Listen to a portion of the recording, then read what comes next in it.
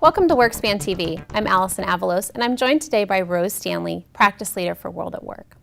Total reward statements have been around for decades and have experienced quite the evolution in terms of form and delivery method. Rose, both the terms total reward statement and total compensation statements are used. Are they different, and if so, how? They really aren't different. It may be just the way that the organization utilizes the term. Total compensation was probably the first term that was used, and typically what it included was all of your cash compensation, your base pay, your incentives, as well as your employee benefits and your retirement. Total reward statements have evolved to include really above and beyond that. So it will include such things as your work experience, the environment that you work in, some career development opportunities that the organization offers, more of those intangibles. Okay, so you started to list off some of the things that are included. Can you elaborate a little bit more and then talk about how easy is it to access those pieces of information that you'll want to include in the statements? The total compensation statement started out with your base pay, your incentives, and your health care and your retirement. And in most organizations, those are actually somewhat easy to gather that information. It depends on the systems that the organization may be using. So those items are easy to quantify and to include into a statement. It's when we get into some of the other areas, such as those intangibles. For an example, if you're giving free parking or covered parking to employees, how do you quantify that? The types of learning and development opportunities, if you are paying for those for the employee, you can certainly quantify that. You may have to go out and search for that, though. So some of the challenges that organizations come up with is trying to find out where all of those sources are and then bringing them all into one area where you can download it into a total rewards or total compensation statement. So what's the value of a total reward statement to the employer versus the employee? Well, the best part about a total reward statement is to be able to really communicate a lot of different things to the employees. The employer is able to really sit down with an employee and help that employee understand the value of everything that's being offered to them. They can utilize that to really show how that organization stands out in terms of other organizations that may be competitors. So what's their cutting edge? What's really keeping that employee engaged and to be able to retain those employees. So we really see that employers are utilizing the statement to begin a conversation between the supervisor and that employee and to help them feel that they are more of a valued team member by all the different things that the organization offers them. You may also include such things as a conversation about the culture and whether an organization has won any awards and why that's valuable to the employee and how that employee feels then more loyal to the organization. You're not necessarily going to have a conversation about how you may, as an employee, feel more loyal to an organization, but that conversation creates that attitude within the employee,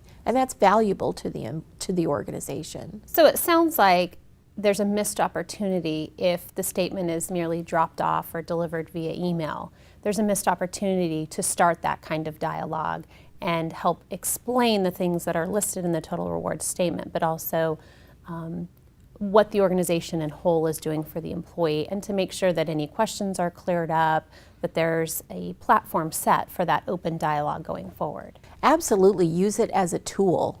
It's another tool that the manager has to create that relationship with that employee, which in turns really creates engagement for the employee and back to the organization. It all helps the bottom line.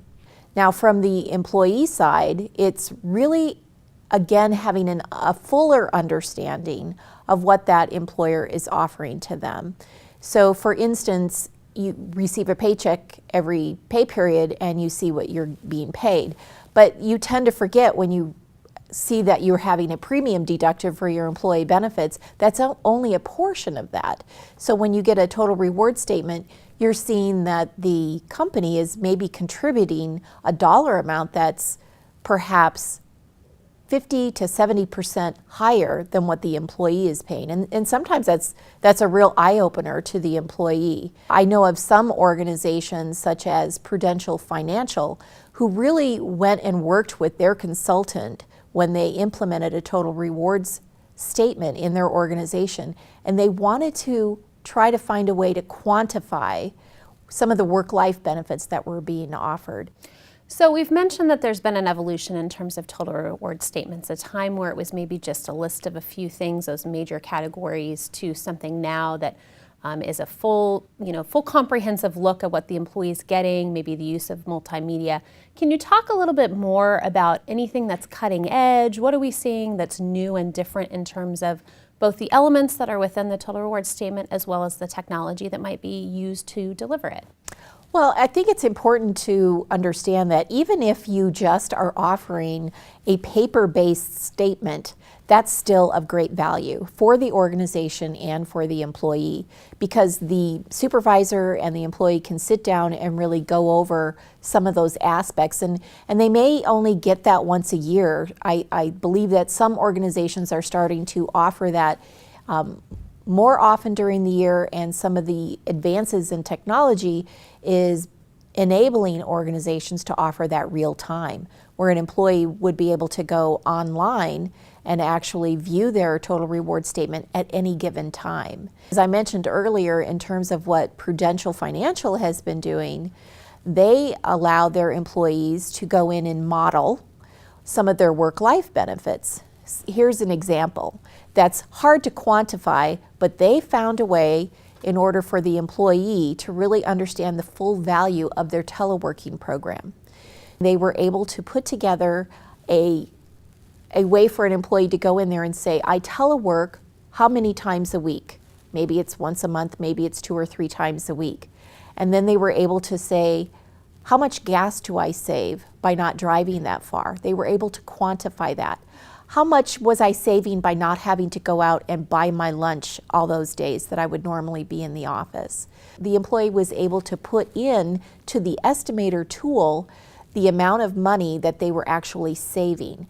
And it was something that's of value to the organization if they want to really retain employees that value teleworking, and maybe they are not paying at market rate within that organization, but they see that the teleworking aspect is of great value to them.